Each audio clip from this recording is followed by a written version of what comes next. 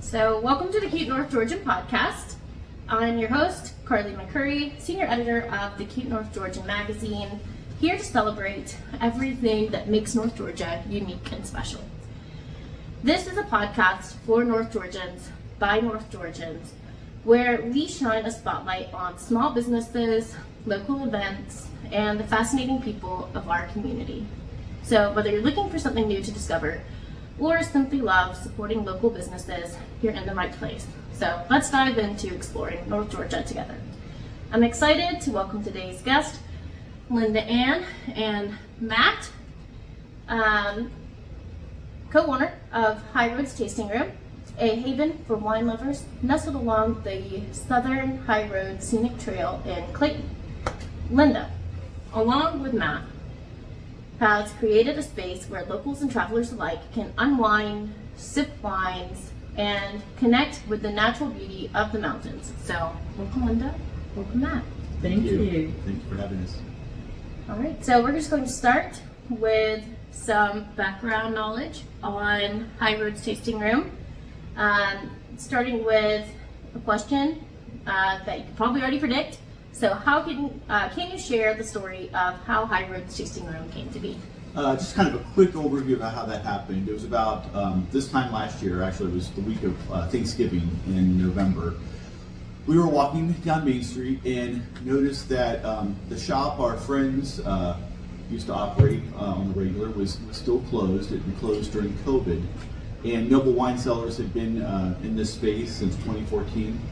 Offering local wines and meads, and walking by the storefront, it was still darkened, and we were just like, I wonder what they're thinking. I wonder if they've got a plan for reopening, and maybe we just need to call them and ask what their plans are and see maybe if we could do something there with them. That led to some conversations. I mean, we knew Jabe and Barbara going back, especially Lynda Ann. Her and Barbara go back many years. And so it was an easy call to make. And after a few conversations and a few more visits back and forth between where we lived at the time, San Antonio, and in Texas, and Clayton, we really felt like this was the move we needed to make. And by the end of February, we really knew that this was going to happen. And we were kind of maybe thinking about a summer transition this direction. But we just looked at each other and thought, why are we waiting? And so March 1, we resigned our jobs. Let me back up. The weekend before March 1, we signed a lease for living in a place here in Clayton. Then we resigned our jobs March 1, moved here March 8th, and opened March 16th. That is terrifying. And so we've been at it for about 6 months. Yeah, a jump of faith and love, for sure. Oh goodness gracious, I could never do that. I'm a risk assessor, and that's some feet forward action. So, but that's a theme with you guys, and we're going to see that as this podcast progresses. These people are fearless. Don't know about that. We just do a lot of leaping. Oh yeah. Without the parachute. Yeah, afraid or not. All right. So, how did you and your partner decide to open this space in Clayton? So, what was it about Clayton that made you think we need to have a wine tasting room? I grew up in Clayton, and I have moved away and come back several times. I really feel like the mountains definitely pulled me back as they call other people in. But I loved what Jabe and Barbara had done before, and had always come and been here as a customer, as a patron, and we just thought this would be a really cool thing to do. We weren't sure what it would look like or what it would be, but we knew we wanted to partner with Jabe, the winemaker and mead maker, and see what we could create. Mm-hmm. So I think it just was the perfect time, the perfect place, the perfect time, and it has evolved into really something unique and special. We've really enjoyed it. There was some data behind it too. I mean, we really did a lot of homework before we did this, and there is some data where you can look at the average daily traffic, car traffic within a particular community, and it's mapped all across the United States. They've got sensors, usually where there are intersections, and the intersection at Highway 441 and Highway 76, which is the street light 2 doors down from us, has approximately 19,000 to 20,000 cars on average per day going through there, and which is only like a quarter of a mile from where we're sitting. And then the main street in front of us has a daily average traffic of about 7,000 cars per day. And so we just looked at ourselves and we're like, how could you not open a storefront in this location? Because of just playing the numbers. I mean, there are just so many people in this location. And as we've been here now 6 months, we've realized that Clayton, in many ways, is kind of a gateway to the mountains. We've got so many lakes and rivers and state parks and just the mountains, the mountain view right outside our front door, looking up Black Rock Mountain. It was just an easy decision to make by that time. How quick was the window for making the decision? We had our first conversation with Jade and Barbara over the holidays. November. And, late when we talked, we texted them and they were like, yeah, let's talk. And did we have a talk then, or did we wait until December? November. We set up the meeting, and met in December, made the decision January. Like we were working through all that. Yeah. Should we, is this a good idea? We were visiting wine tasting rooms all over San Antonio and Fredericksburg and kind of exploring what they were doing and what we might do here, and looking up all this data and looking up the economic demographic data for Raven County and just kind of getting a sense of, is there a market for this? Are there resources for this? Also found out, really talking with Jabe and then kind of doing my own exploration, that Dahlonega AVA, or American Viticultural Area, Dahlonega is one of the newest AVAs in North America. And in other parts of the world, we call them a wine region. And they're officially designated as a place where there's a high capacity and growing capability of growing and producing great wine. And so we are kind of right in the middle of that here in North Georgia. It was a quick decision. So it was, quicker than most, I think. Say 8 weeks. But we really were pouring through lots of information. And we come from a very faith-based background. And, we were praying about it, considering it, wondering if this was good for us, for our families, for the jobs that we were leaving, and this new venture that we were going into. And it really, by the end of February, it just made sense. Yeah. Doors opened that we couldn't have anticipated. And it happened. Right. Once that happened, once we kind of said, okay, let's do this, it was kind of a rapid fire. This is like, not that the way was completely paved super smooth, but it just happened so quickly. Yeah. And here we are 6 months later, looking back and going, wow. I know, just yesterday we were sitting here before we opened, and I actually took a picture of Matt sitting in that chair and just said, look around at what we've done in 6 months. I mean, it's incredible. It looks like it's been here 30 years. It's been a wild whirlwind. Yeah. It's like it's always been here. And so it's interesting to hear your approach to taking the leap to the person we featured last week on the podcast, where his approach was, make a business plan and have people just brutalize it, right? Just don't go into it feet first. It's the exact opposite, where there's no level of instinct. So it sounds like you guys are, strategic. Obviously, you did your research, but you also have a certain measure of instinct, right? What would be your advice to entrepreneurs about when they get that itch? I think, let me preface it with saying Matt and I have had a lot of life experience separately that we were able to bring together easily. So there is definitely a lot to it there. But I think when somebody has, when it starts like churning away in your gut, that intuitive feel that, okay, something needs to change. I think and for us that, we do go into prayer about things like that. but some people would call it intuition, some people would, call it something else. But I think that you do have to, yes, you can do research and business planning and have everything in place and it still not work. Or you can kind of have some in place and just take a leap. I think there is, when starting a small business, there's definitely a leap of faith that has to be made because you don't know how it's going to go, no matter what planning you do. And and I think for us, what we did have a business plan. We kind of hammered out kind of this as an outline, and then we kind of put that outline up against other similar. So when I say we went around and looked at other wine tasting rooms, I think in about 4 weeks' time we visited 16 tasting rooms. I mean, like the same kind of thing that we're doing, and then we kind of would kind of hone and shape what we thought we wanted to do based on what we were seeing and would we do that, how would we do things differently, and we found a couple of model businesses that we thought, okay, if what we're going to do is going to be very similar to what so we started looking at their menus and talking with the owners and looking at their space and taking notes. Now what we have now is it's similar but not quite the same. We've changed that a little bit, but it was again in that honing process.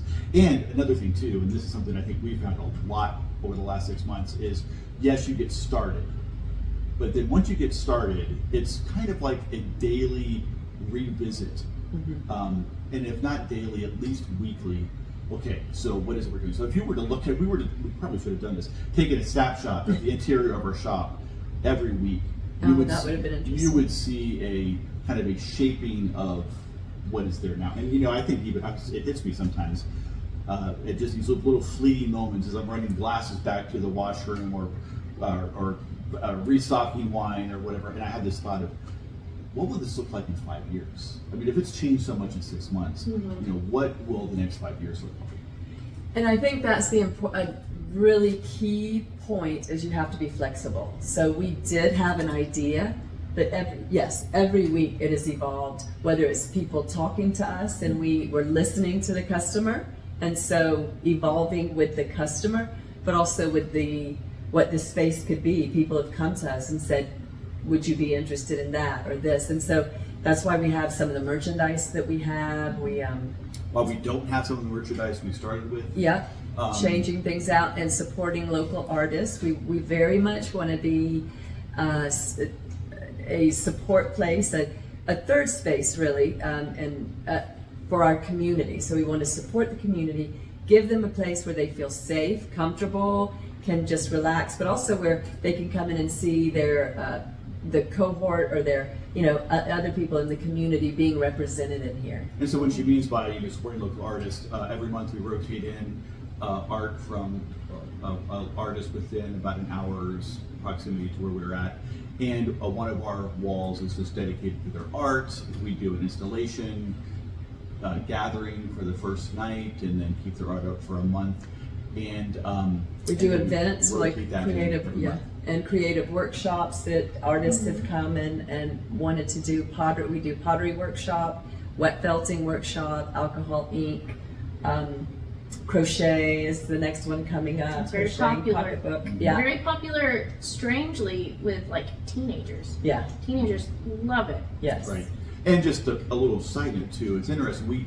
We had someone last weekend, kind of an influencer in the mountains, who is on a journey out of addictive behaviors and only will drink non-alcoholic beer and wine. And so found our place because we're non-alcoholic. You saw the post. And we had some great non-alcoholic beers. We came in, we were chatting, and we carry non-alcoholic products, sodas and energy drinks, that kind of thing. So we, families with teenagers are more than welcome in here. And in fact, he described this last weekend as a kind of a coffee shop vibe, that serves alcohol. And then we also have that layer of non-alcoholic options. And so it's a place, it's not a bar. Right, it's not a place to get sloshed. Right, it's not just a bottle shop where you just go grab a bottle and go.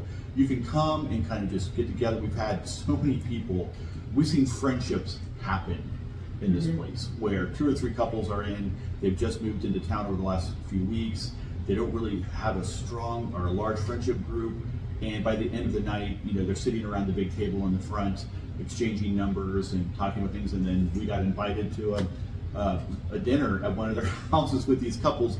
All 3 of us did not live here full time 6 months ago, and that's kind of what's happening in Clayton in general. Oh yeah. I feel like our place is a place where those connections can happen. Absolutely, and so much of how you designed this place lends to that. I mean, even this place where we're sitting now, with the 2 chairs here and the couch here, and there's a big table over there, and there's a bar seating by the window where the chairs are kind of faced toward each other. It's perfect for having conversation. So we have chatted a little bit about the third space. So do you mind unpacking that a little and how that feeds into Highroads philosophy? Sure. Back in the 1980s, a sociologist named Ray Oldenburg wrote a book about creating third spaces. And third space, in his definition, is a place that's not quite like home, first space, or work, second space, but that third space, somewhere in between, where you can find affiliation and belonging without really a sense of responsibility or obligation while there. And examples of good third spaces would be a place where everybody knows your name. Like in our American context, the bar in Cheers, the Cheers bar, would be a great example of that. Coffee shops, taverns, and one of the illustrations he gives in his work is the taverns in Philadelphia were the true birthplace of the American democracy, the American experiment. It wasn't in the halls of Congress. That was where it was like officially made, but it came through those late night conversations around an ale in those Philadelphia taverns. And so a third space is that space where you can kind of come and go, ebb and flow into it, where you can make connections and find sometimes even kind of a deep sense of belonging, and as well as a place where ideas can freely flow, conversations can happen, and those spaces kind of in that in-between space between work and home. So a third space is really the place that we hope to create here at Highroads, and I really think, based on kind of how we've experienced it so far, that's what's happened here. Absolutely, and I consider it's really the birthplace of democracy and the Enlightenment. You consider the French Revolution, right? It didn't start with Robespierre and the Jacobins. It started in taverns, in salons, gathered around in cafes and houses and bars and taverns, and they're very powerful spaces. I consider legislation in the temperance movement, right? Later on, when prohibition was passed in the United States, many people have speculated that there was a racial element to it, because there was fear and a social class element to it, because you might be a poor factory worker, but you could afford to, after work, go down with the guys to the local saloon, to the bar, and get a sandwich, get a drink, and you would inevitably talk politics with the men. And here's one of the other, on that same note, and you would have the leaders of the city, the lawyers, the doctors, in the same space with those factory workers. That's right. And sometimes within earshot of each other, sometimes around the same table, sometimes along the same bar. And it was a very leveling of that influence. And I think that, it wasn't a private club. It was really open to whomever wanted. Well, yeah, that's what pub is, public house. So, it is very much where the public of all levels came together. It's a democratic space. It's a place where, all voices can be heard. And it's not a trench in World War I, right? That's another place where there was the congregating of people. So it wasn't a war, right? Which is one way of leveling society, getting people from all branches of culture together. it's a non-violent space where you can have these conversations. We're not necessarily forced together, but you choose to be together. Right. And it was a space, I mean, my great-grandmother ran something of a public house in West Virginia and in Parkersburg. And, you know, it was a place where a woman could be in charge of a space. That's right. Right? And in days when that probably wasn't as easy in other areas of work. And, you know, you could, again, every voice could be heard as long as you were loud enough and persistent enough. And you could engage in conversation with, you know, the mayor, the factory worker, the farmer, whoever came to those tours could be heard. And I think that's still possible today. I mean, I remember when I first started teaching about some of these things in the mid-2000s, it was kind of a few years after Starbucks kind of started to become more prevalent. And it was actually in those days probably a true coffee house. Right. Now it's just a production line for sugar coffees. Yeah. And, you know, kind of in and out. You get your app and go in and grab it and wait in line individually outside in your car. But there was a time when Starbucks was that gathering space, and other coffee shops around the community. And here in Clayton, it's White Birch Provisions. I mean, that is the local coffee shop. And when I sit in there doing some work, I've only been here 6 months, but it's hard for me to get work done there because there'll be someone come through the door who we know, who we stop and have conversations with. Brenda, who owns the location, will stop and chat, or Ivy, who is the GM, will stop and chat, or many of the baristas will engage and congregate. You know, it's a place where you can congregate and really learn about each other locally. And it's also a place where outsiders who come into the weekend are welcome as well. Absolutely. And I consider too, you know, so much in American life is dictated by our commute. And many Americans live between 30 to 50 minutes from where they work. And so our only decompression is that drive home. Right. It's a podcast. But you're taking all of the anxiety from work and you are carrying that to your families, right? And it used to be that you could leave work and then come to a place like this and unpack all of that with your friends, your community. Right. And we don't have to. Now, here's like I'm going to like a couple little things on just that. So one of our big kind of ways of talking about our space here is it's a place to unplug, uncork, and unwind. And we thought about, especially 2 weeks ago when I'm a huge football fan, right? And a lot of these spaces here on Main Street were like, hey, we've got all the games, you know, we've got so many screens, all the games are on. Some of the retail shops have screens on with the games on, and I was like, do we need to do that too? And then it kind of hit me, no, this is a place where you don't have to have a screen.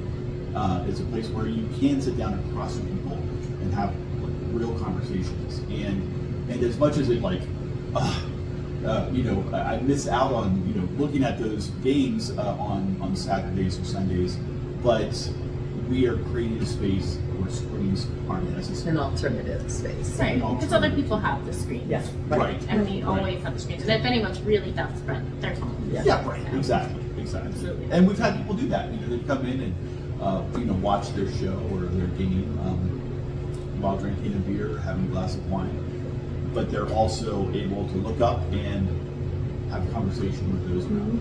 Yeah. All right. So I want to kind of transition into the gentrification of Clayton, which we've touched on a little bit. So in the past few years, Clayton has gentrified. 1 week doesn't pass without reading about the city in some sort of major publication, including Sunday Living magazine and Forbes the other day, due to an event with Clayton Yoga and Bar, which is just down the street that way. At Terra Incognita, I went to wine yoga.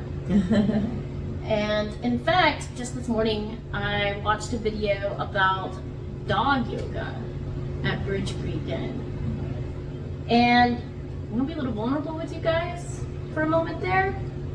The dogs were better at yoga than I was. Significantly better. And not only are they better at yoga, but they're fancier than me.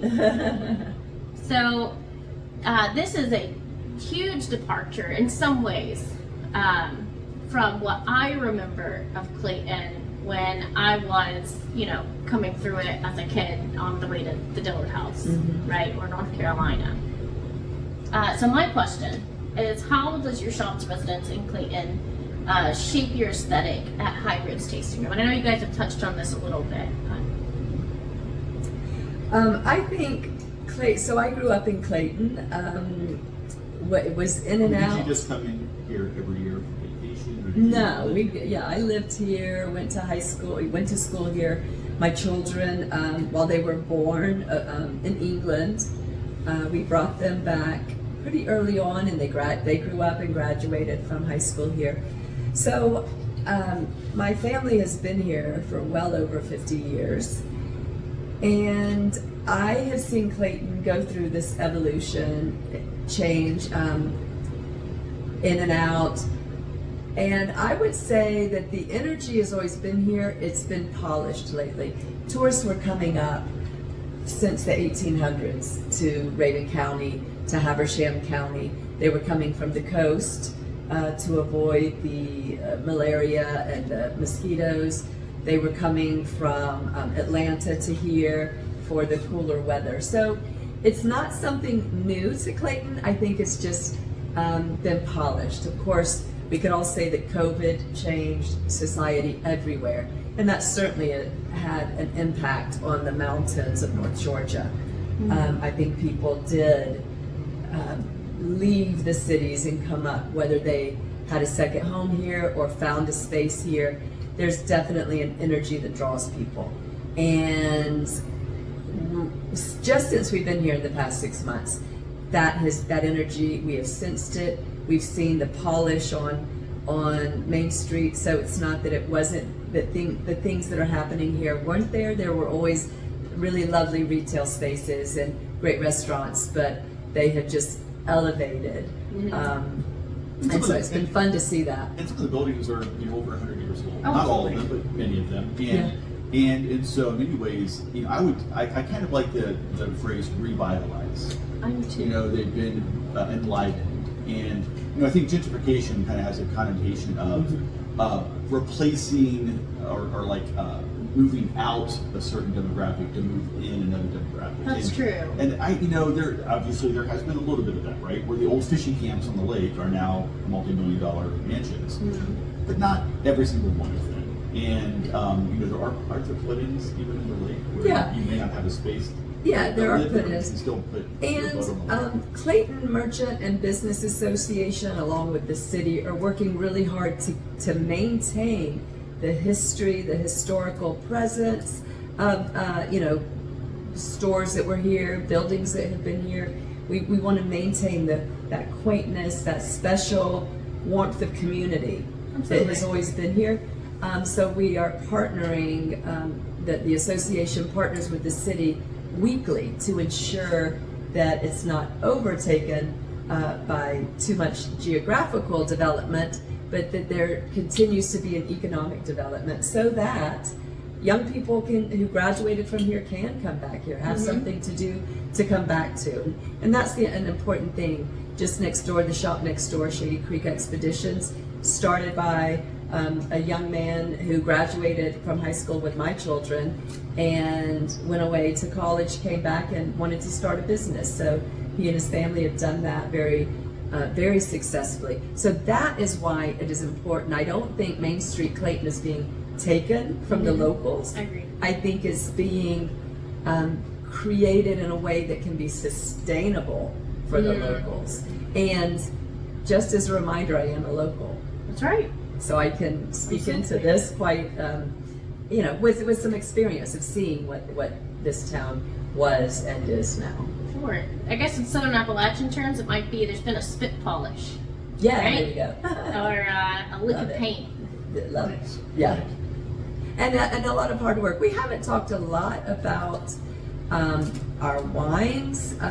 We're here and we love educating people about wines from around the world. I mean, we serve some good wine when people are sitting around chatting. Some great wine and beer and cider and mead, and I was an educator up until we started this. Matt was an educator, and then of course, and he was with the church and showing people and helping people start new things within the church world.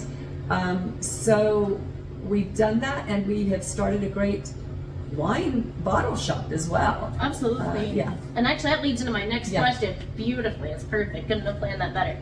So we first met at the Language of Wine event, which Matt led. I attended with the goal of learning how to effectively write about wine as Cute North Georgian kind of expands into vineyard coverage. But I left with a much deeper understanding of which wines I enjoy and why I enjoy them. So can you guys tell me a little bit about how you organize the class and science behind your instructional methods? So, and I want to emphasize, like, as a former teacher who values cooperative learning, especially Kagan cooperative learning, I was just very impressed with your approach. I knew you guys, I had a feeling at least that there was some kind of education background. Because it's clear that you're not just wine experts, but skilled educators as well. So for anyone watching, if you're looking for like a fun and engaging class where you'll truly learn about sipping, like while you're sipping wine, then this one is it. So I guess just to re-emphasize the question, because I think it might have gotten lost, is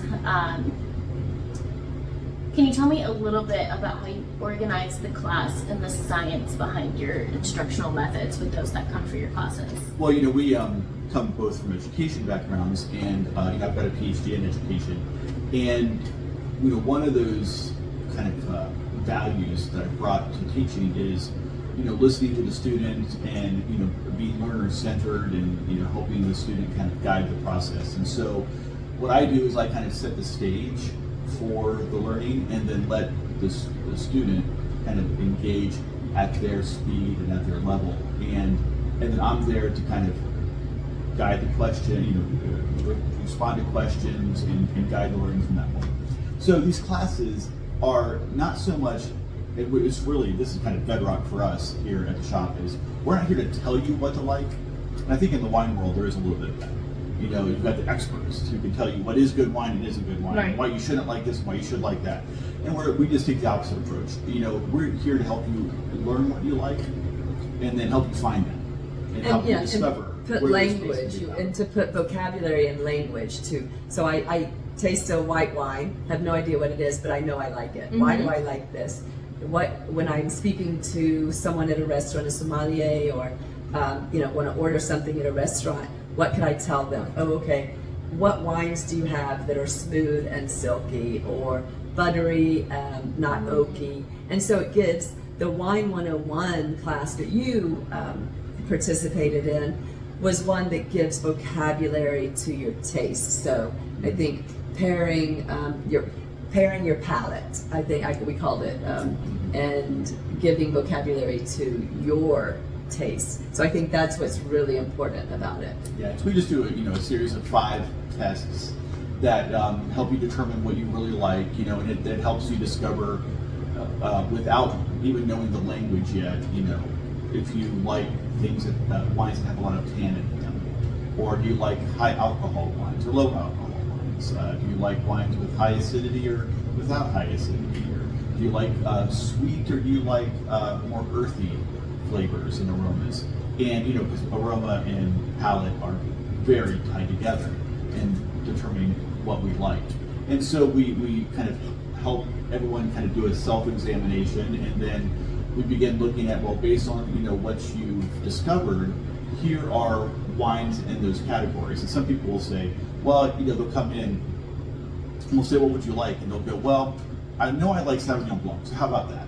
I'll just take a glass of that. I'm like, well, there are other wines in that category that maybe you could explore if you knew about them. And so we help them determine, why they like Sauvignon Blanc so much, and then what other wines or regions are in that category that they could maybe expand on some. And so when they go to a restaurant or to another wine bar, or when they come here, they can kind of begin to move outward in discovering more about why they like what they like. Particularly, and the wine world has a lot of unexplored territory in it, and it's so broad, so diverse. There's so many unique aspects to wine, and why it tastes the way it does, where it comes from, the climates, how the wine was made. It's one of the few alcoholic products where you need human intervention, and where human intervention is required. What I would call, from my background, the winemaker is a co-creator in developing this wine. And so that human intervention, there's a tremendous amount of human interaction. So as I'm tasting wine, I'm not just tasting a liquid, I'm tasting the product of someone's thoughtful process. And I'm tasting the geography and climate from where this grape came from. And I'm tasting something of the signature of that particular grape and varietal, that grape, or that hybrid, or that crossing of grapes.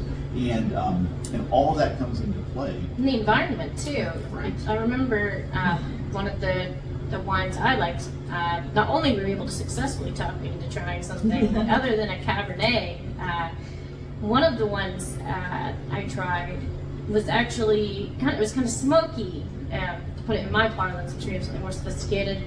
But I was fascinated to learn that it was the grape had been influenced by fires. I had no idea that was even possible. Right. Well, it was Pinot Noir from Oregon, Yes. vintage 2020, year of the wildfires. And Pinot Noir, unlike other grapes, has a very thin skin.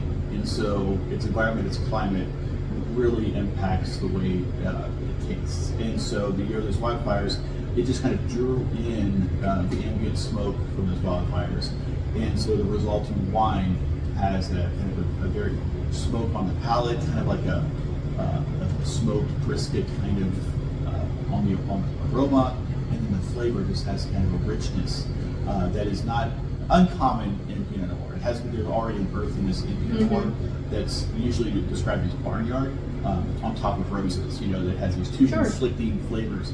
But in this case, that earthiness is expressed more as a smokiness, and it's quite delicious. And again, just one way, not every wine is the same, and every wine, I think, should be given a chance for a taste. And if someone wants to try that wine, you mind letting us know what was the name again? Sure. It's from the winery Borealis in Portland, Oregon, and it's a winery. So they take grapes and juice from other parts of Oregon and Washington, and then make the wine. And so, which is kind of sometimes I think there's a misunderstanding of winemaking where people think, well, if it's not grown on this property, on this estate, is it really that good?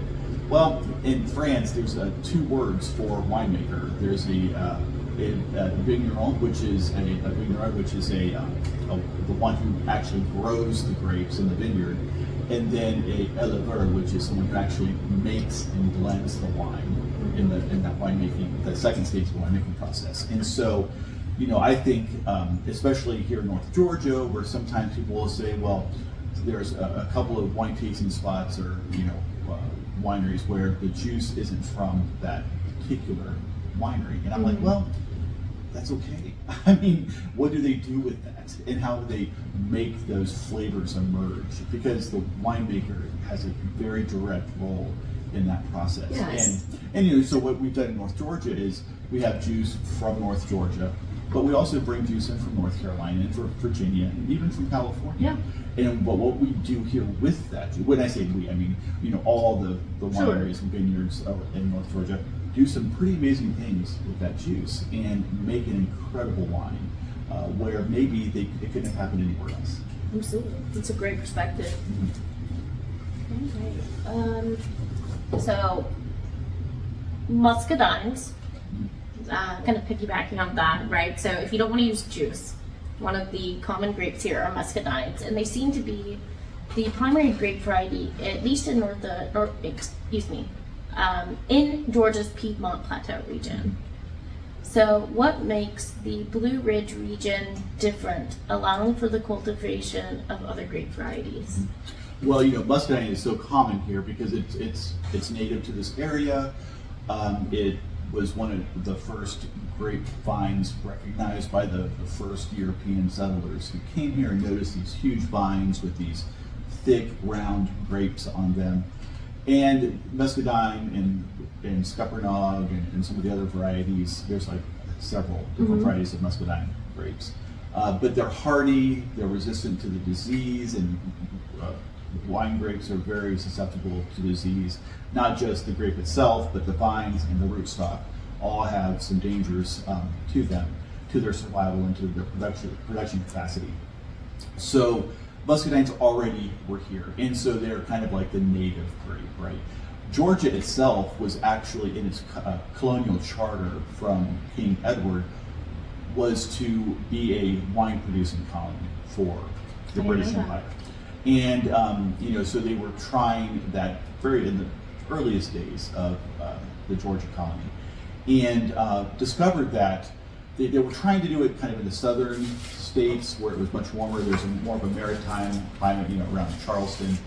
But when they moved up into the Piedmont area, realized that there was this cooler weather. It was very cool.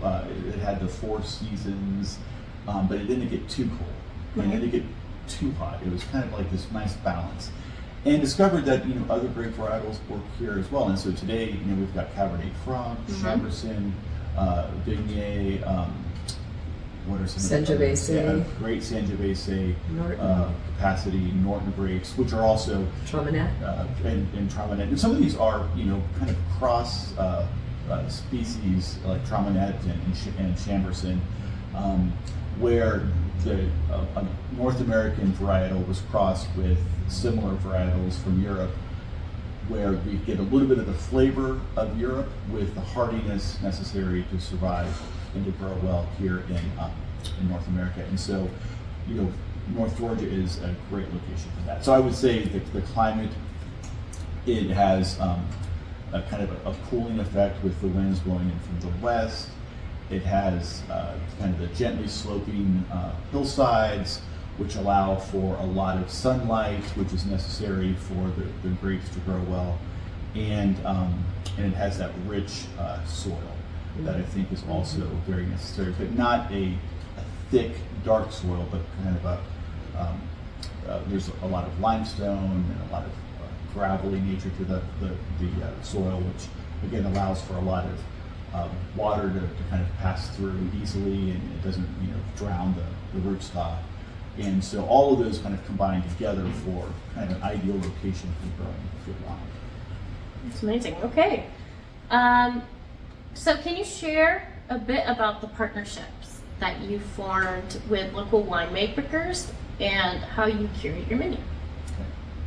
So we're already partnering with Jay Wilson, who is the winemaker for Sanger Windows, and the mead maker for Southern Origin. So we also sell a lot of mead here as well. Oh, yes. And so it's a great product for us. We're very curious about it. And it really is, even though it's one of the earliest alcoholic beverages, mainly because once water hits honey, it begins fermenting.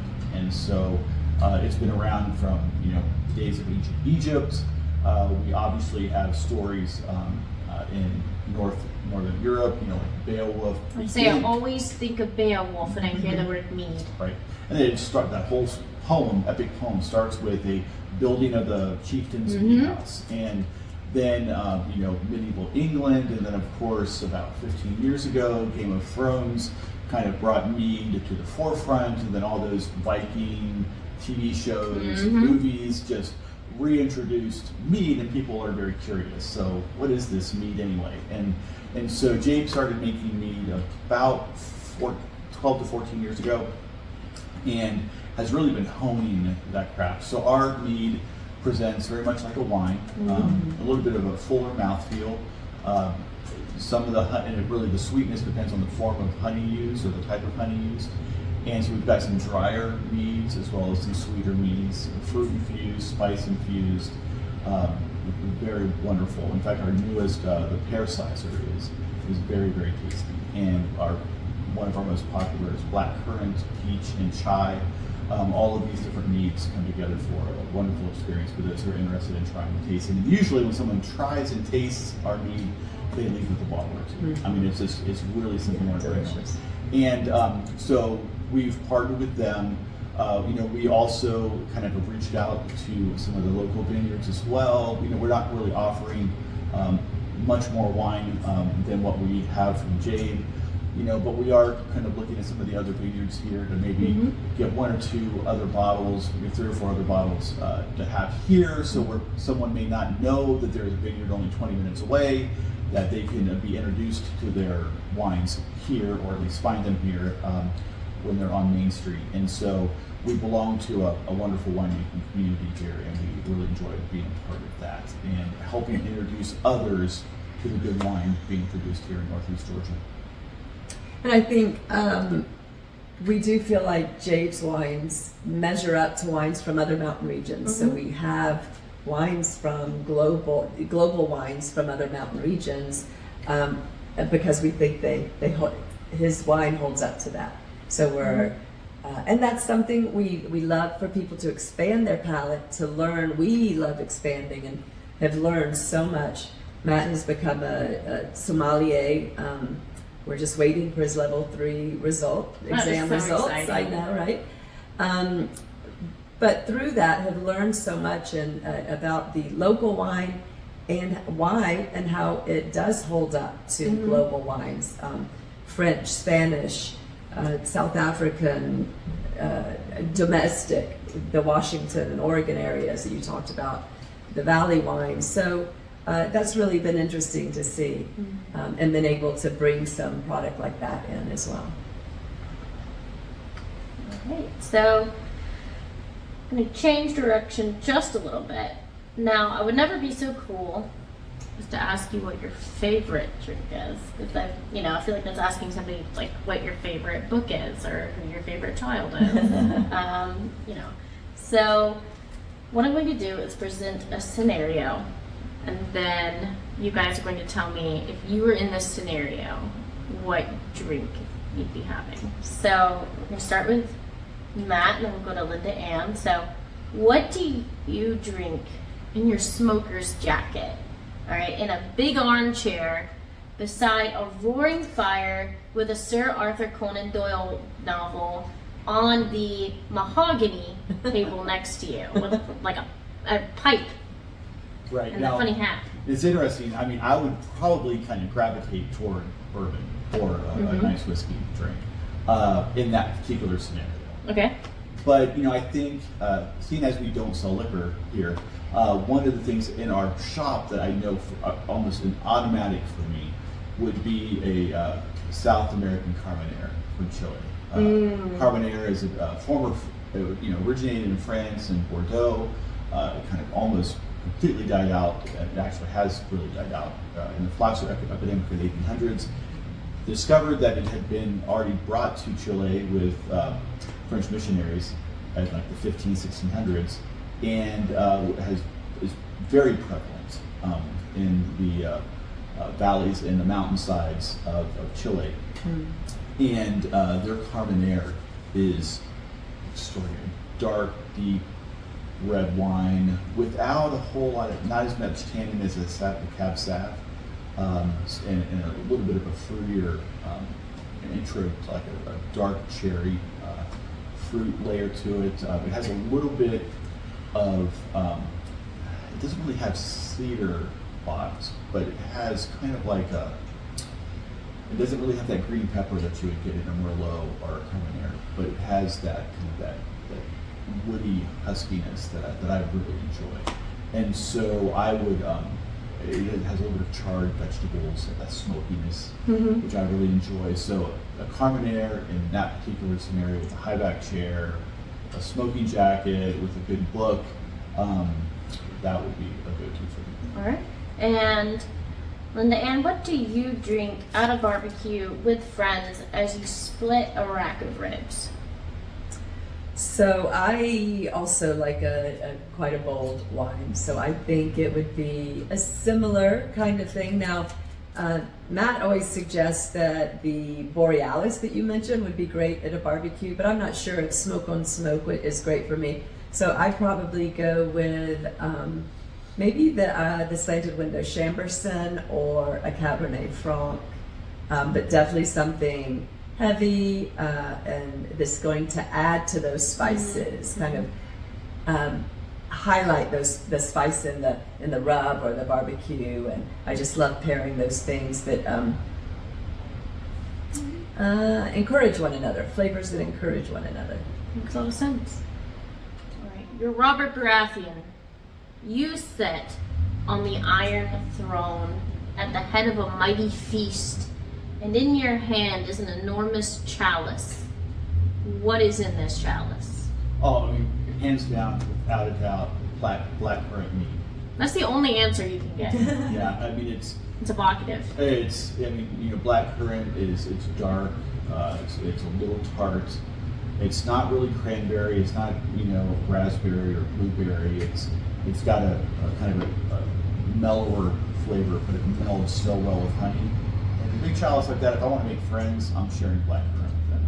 And even those who say they don't like sweet, when they have a sip of that, very mellow, smooth black currant mead, it would be a great way to assert your authority among equals. I think so. As Baratheon would do.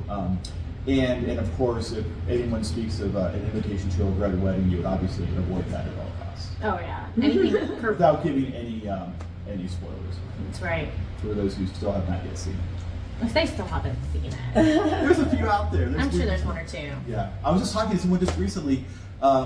Their spouse had seen it when it was originally out, and they had never seen it before.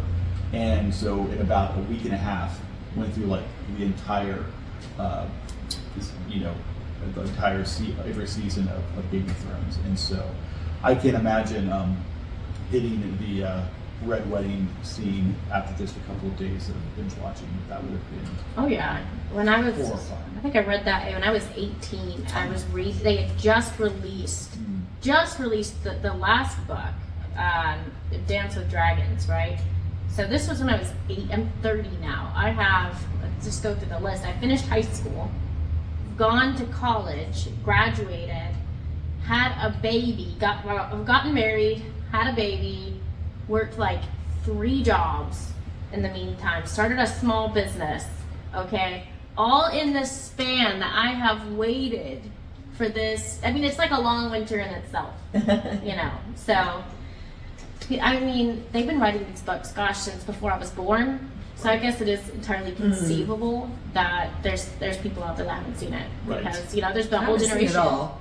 Yeah, or even Don't read know the it. Red Wedding, so I need to pick back up on that. Doesn't know the end of season 1. I threw my book across the room. Yes. It's rough. All right. So yeah, entirely conceivable. Probably several generations have been born in the span since this book started in 1991. So, but I could rant about that for the rest of the afternoon. So we'll move on. You are Bilbo Baggins, and you're enjoying a fine trout and mushrooms with your friend Gandalf. What drink are you two sharing? Well, someone asked me a similar question recently, but I'm changing my answer to what I said then. I would go with a white Bordeaux. I was going to say the same thing. And the reason I'm remembering that now is because I graduated high school.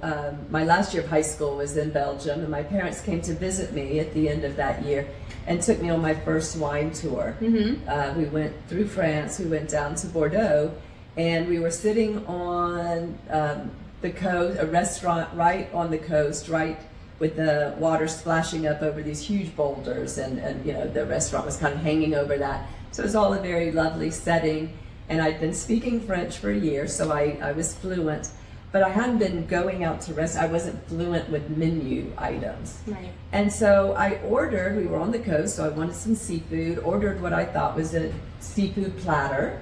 I'm thinking I'd get a little bit of all these different kinds of seafoods, broiled or fried. And what came out was this kind of 3-tiered platter of raw seafood, every single thing you can think, from eel to octopus, scallops and oysters, shrimp, everything, and it was all raw. When you did your hands like this, Yes, I was it was not. I was huge. not. I was ready for this. 1, 2, 3, right? But with that, my parents, my mother and stepfather still tell this story. We had a wonderful white Bordeaux. Our guide who was with us said, okay, if you're going to have something like that, then you must have this wine. And I still have, I've just recently been handed down the label of that bottle that we had, and it was a lovely white Bordeaux. So I'm going to say with the trout and Bilbo Baggins, we're having a white Bordeaux. Right. Okay, and this next segment, this is our rapid fire sequence. So just answer within 3 to 5 words. What is the first thing that you do every morning? For me, that's my question. I turn over and give Matt a lovely good morning hug, and just I'm really thankful for the life we have. I think we both, that's kind of That is so how we sweet. both begin. Oh my goodness, I wake up and tell my cat to get off my face. Move. Okay, favorite travel destination in North Georgia? You have more that you know about than I do. Yeah, and I think just from places are tied to emotions oftentimes, and so having grown up here, having gone through much of my adult life here, there are a lot of really special places. I would say Tallulah Gorge is very significant to me for lots of different reasons and lots of different eras in my life, but I am drawn to water and to being outside, to the mountains, and that's just a quick and easy place to go when you need that quick outlet. You can go as deep into the gorge as you want with a permit, or stay up top and go to the short line trail. And so I would say that is it. Sorry, that wasn't 3 to 5 That's words. all right. I'm getting on to Matt saying, okay, 3 There's to 5 no words. law that says that. Sorry. For me, Don't worry. War Woman we just had a good moment there during COVID. We were married during COVID. I lived there for 2 months before we moved back to San Antonio, and that just was. It has a very good memory for me. And I've heard good things about that It's got a great place. story. It's a very easy hike, Yeah. but it crosses the Barton Trail, so it's kind of a little bit of a crossroads, and it's a lot of good history. But a good memory for us in that location. I had some friends camping there recently. It's local too. Yeah, right. If you're in this northeast region. All right. Go to restaurants after a long day at Highroads. Here's assuming that they're open. Okay. Because we get out late a lot of We times. get out True enough. much later, and so we are here. Yeah. And it's a quick walk. So it really depends on kind of what the day has been like. So it might be we're feeling pretty good and we did pretty well, and so we want to jump over to Raven Social and grab a cocktail with that dinner. And sometimes we just need to just sit and take a break with a huge juicy burger, and hopefully there'll be some late night music still playing, especially on the weekends over at U Joint. There have been a few times we've watched the sunset on a Wednesday night over at Friends. Yeah. While they're upstairs. And when we can get out here early and get in there in time, we'll have a meal at Fortify Bar. That's always great. We can kind of always slide into the bar there if we're late getting out. And so we kind of just basically pointed out every restaurant, within a quick walking distance of us. Yeah.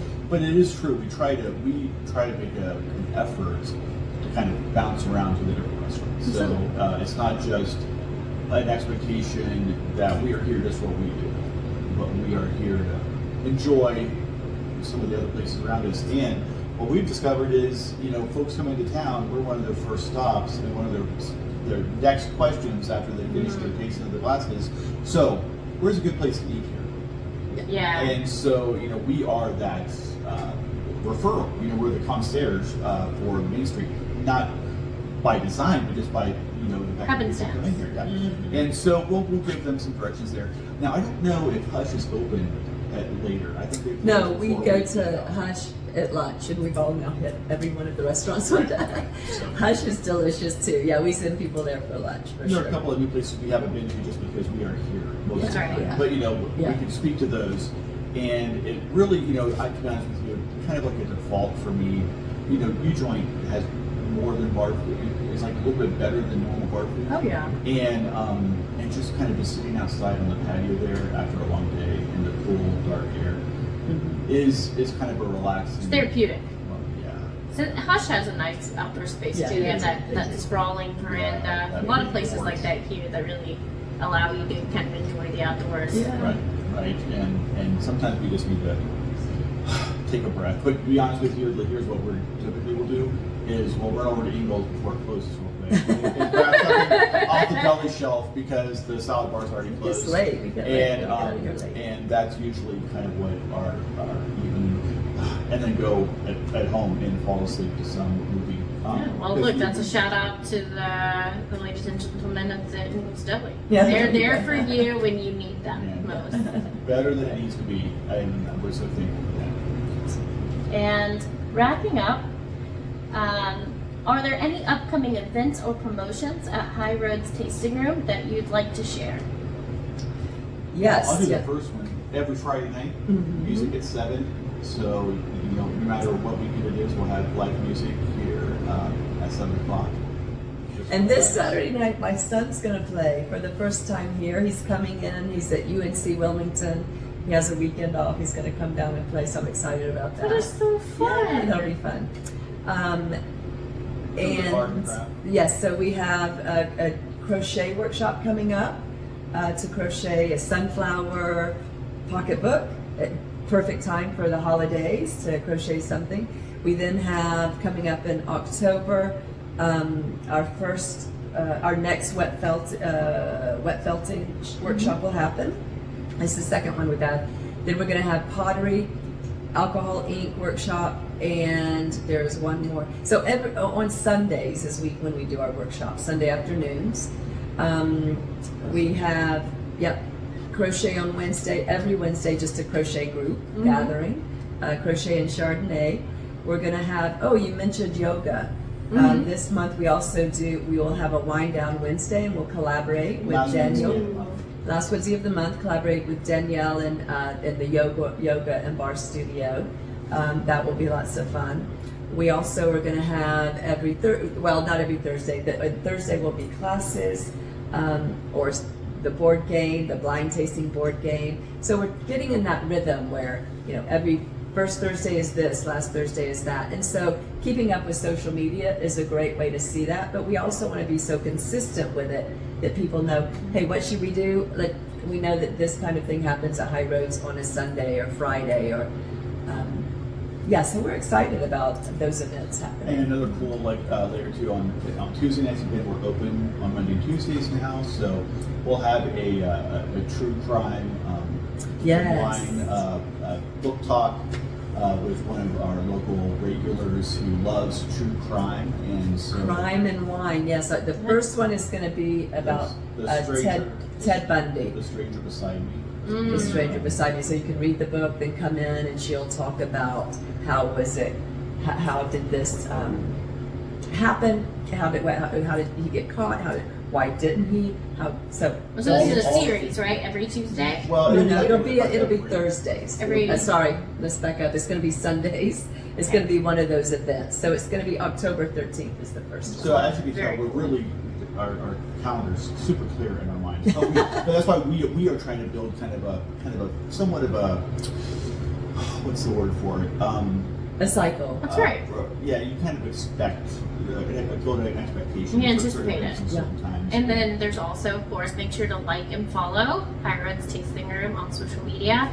You guys have a Facebook page and, as I recall, an Instagram page. And right? TikTok is coming. And TikTok is coming. All right.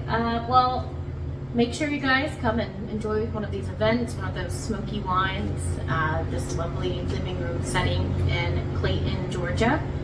Thank you so much, Lynda Ann and Matt, for joining us today.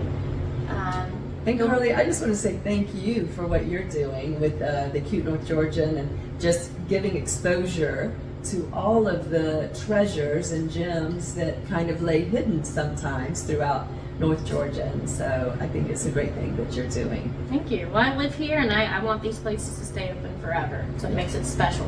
Right. Thank you so much. And don't forget to subscribe.